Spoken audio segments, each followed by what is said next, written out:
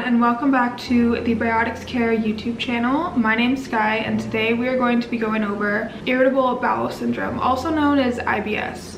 So what is IBS? It's a pretty common condition that affects the digestive system, but more specifically the large intestine. And the most common symptoms associated with IBS are abdominal pain, like bloating or cramping, that is related to passing a bowel movement, changes in appearance of bowel movement, changes in how often you are having a bowel movement, and other day-to-day digestive issues such as bloating, gas, or stomach pains. So what causes IBS? So there's no precise cause, however there are a few factors that can play a role in someone being diagnosed with IBS. And these factors include muscle contractions in the intestine. So your intestinal lining has a layer of muscles that contract as food goes through your digestive tract. And if these contractions are too strong or too weak, you can experience IBS symptoms. Another factor is your nervous system. So if the nerves in your digestive system are abnormal, you may experience more discomfort than average as the stomach stretches. Therefore, someone who is experiencing poorly connected signals between the brain and the intestines may deal with their body essentially overreacting to changes that are considered normal in the digestive process, resulting in pain, diarrhea, or constipation.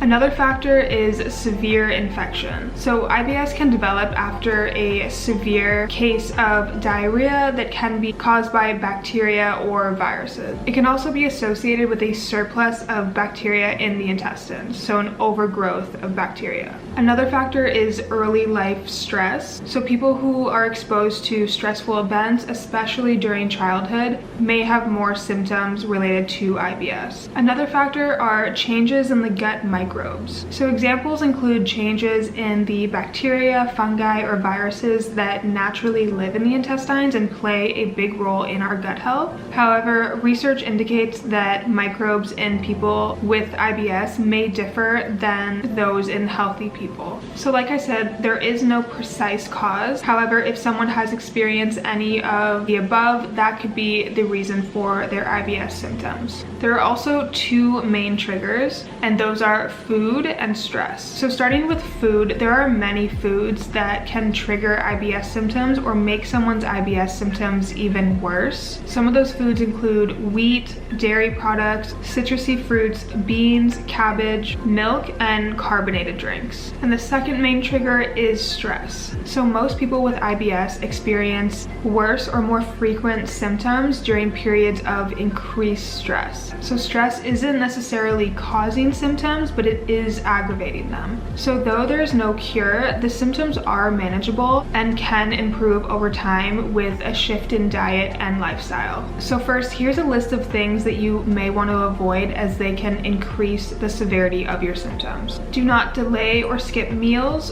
Don't eat too quickly. Don't eat too much fatty, spicy, or processed foods. Don't eat more than 3 portions of fresh fruit a day, and 1 portion is equivalent to about 80 grams. Don't drink more than 3 cups of tea or coffee a day, and try to avoid alcohol and fizzy drinks. Although everyone is different, the do not list that I just listed above are all things that are extremely hard on the gut, but especially to those dealing with IBS. So it would be a good idea to look them over, see if you resonate with any of them, to see where you can implement some changes in your diet and lifestyle. Now, here's a list of more positive diet and lifestyle changes that you can implement to help to relieve the severity of your symptoms, making your IBS much more manageable. So number 1 is making home-cooked meals with fresh ingredients as much as you can. When you're eating out, you never know exactly what is being put in your food. For example, in restaurants, they tend to use a lot of seed oils and a lot of sodium, which is why something like a simple veggie fried rice in a restaurant can trigger your IBS symptoms, when a very similar meal made at home prepared with your own ingredients may trigger nothing at all.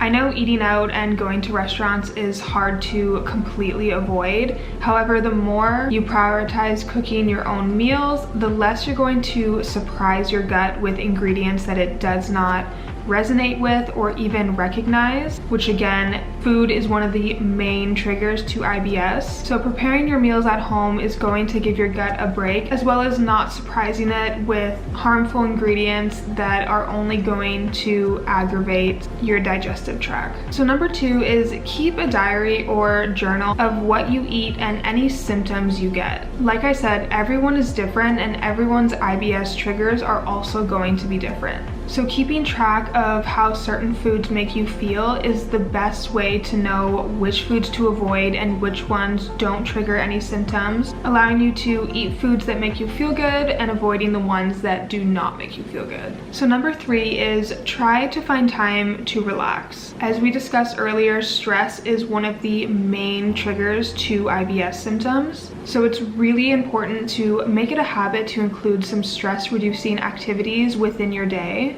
And obviously this is beneficial to anyone, but especially if you're struggling with severe IBS symptoms, your stress may be aggravating them. A few ways to do this could be meditating, reading, journaling, spending time with your pets, just really giving yourself the opportunity to reconnect to your body, which then calms down your nervous system, putting you back in a state of rest and digest, which is the state that your gut performs its absolute best in. Another one is going to be getting plenty of exercise. So researchers found that exercise decreased the severity of the symptoms in people with IBS. And on the other hand, less physical activity was associated with way more severe IBS symptoms. This is because exercise can reduce stress, improve sleep, increase gas clearing, which results in less pain and bloating, encourages bowel movement, and just gives you a better sense of well-being. While exercising on a regular basis, you're more likely to implement other healthy habits, which could then all help in minimizing your IBS symptoms. Another change could be adding a daily probiotic to your routine. So taking a daily probiotic supplement, especially one containing the probiotic strain Bifidobacterium, has been reported to adhere really well to the intestinal cells, which then helps to increase the intestinal barrier, allowing your gut to rebuild itself from the inside out. Other benefits of taking a daily probiotic supplement include inhibiting the growth of disease-causing bacteria, enhancing the immune system, helping to fight inflammation, slowing down bowel movements, reducing gas production by balancing the gut flora, and reducing the gut's sensitivity to gas buildup. Again, there is no cure. However, we have had multiple customers reach out to us to let us know how our products have relieved some or even all of their IBS symptoms. We are obviously very prideful and proud of the probiotics that we supply. However, I will let these reviews speak for themselves. So if you are dealing with IBS symptoms, I highly recommend going to our website, which I will link down below, and checking out Flora, which is a probiotic that includes many strains of bacteria but has Bifidobacterium, which really helps in rebuilding your gut. Just know that manageable, less severe symptoms are possible when properly taking care of your gut. So again, if you are looking for a high quality probiotic to help relieve some of that discomfort, check the link below. Also, make sure to subscribe to this channel for more gut health education and tips. I will leave the rest of our links below, and if you want to be a part of our community, you can definitely sign up for our newsletter and receive weekly gut health tips, and we're offering a free ebook when you sign up for the newsletter. Anyways, I hope you enjoyed this video and learned something while you were here. Make sure to give this video a thumbs up and comment below any topics you would like for us to talk about next. Thank you so much, and I'll see you in next week's video.